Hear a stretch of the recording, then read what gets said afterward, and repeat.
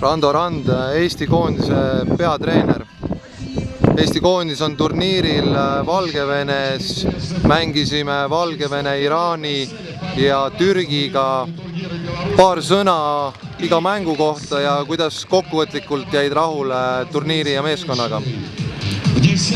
Esimene mäng oli meil siis Valgevenega, kes siis on võõrustaja meeskond. Ega ütleks, et nende koduseinte vahel lihtne ei olnud. Kaotasime selle mängu 5-6. Usun, et andsime kõva lahingu. Üheski elemendis tegelikult otseselt alla jäänud. Paraku realiseerivad nad väga hästi karistuslööke, mis siis nagu neile enamus väravaid tõi standardolukordi. Meeskond mängis väga südikalt, et kellelegi mingisuguseid etteheiteid teha ei ole. Valgevenele 5 väravat tõi ja ma arvan, et see ei ole mingisugune lihtne ülesanne. Esimene mäng sellist hirmu ega kartust ei olnud, et mängisid kõik ilma tuhuga. See mulle väga meeldis. Sellise esimese mängu hirmu Euroliiga finaalis või finaalturniiril, siis seda ka ei tohiks tulla. Selles mõttes selle mänguga jäin rahule. Mis mulle veel meeldis, seal tegelikult sai oma debüüdikirja Sten Teino, kes tegi siis tõesti väga hea esituse. Ühtlasi andis mõtlemisainet koosseisu osas augustis toimuva finaalturniiri osas. Teine mäng Iraaniga, Iraan, kes on siis just praktiliselt nädal-poolteist tagasi tulnud MM-finaalturniiril, saavutanud seal väga kõrge, kohtasid välja mängitav 6 kuni 8 koht.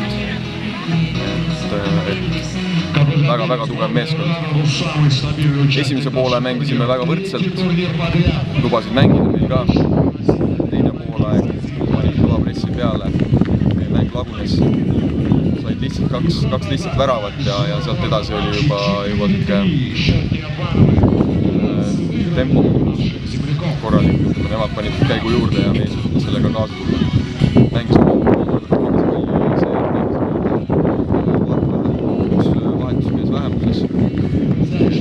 Füüsiliselt ei suutnud selles mängus vastama osutada. Kadus rünnakuteravus ja kaitsesse väga hästi enam ei jõudnud, aga nagu näha siis Türgi mängus, mille me siis võitsime 4-3, andsid kõik endast 100% ja väga ilus mäng ja võitlus ilus. Kokkuvõttel võin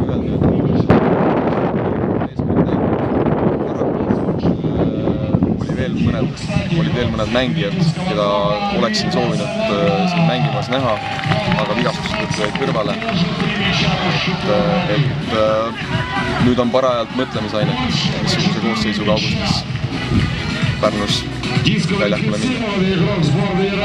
Aitäh, Rando! Palun!